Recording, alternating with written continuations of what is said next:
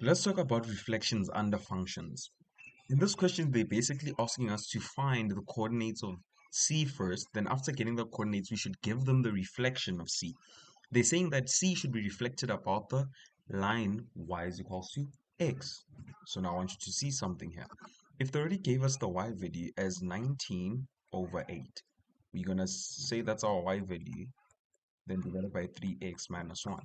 So I'm going to make it easier for you and just give you the coordinates. But what we do is just to transpose, then basically would have the same basis, then equating the exponents. So but we're going to find out that our x is equal to negative 3. So now we know that C has the coordinates negative 3 is to 19 over 8. Now, I want you to learn something today.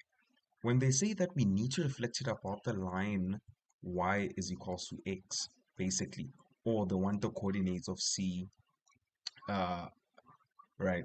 What they mean here is that now you are just going to interchange the coordinates of C. So meaning that you're going to have the coordinates 19 over 8 is to negative 3. Right. But now let's look at other two more examples.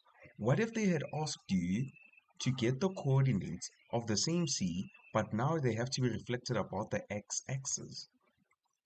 Now, if it was to be reflected about the x-axis, what's going to happen is that on your function, the x value would basically stay the same, but the y value would change its sign. So meaning that the new coordinates of C would be negative 3 is to negative 19 over 8.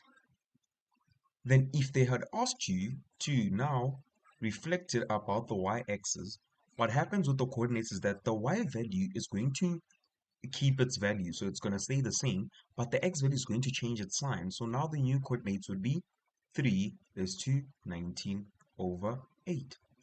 I hope that was helpful, and that is a lesson on reflections.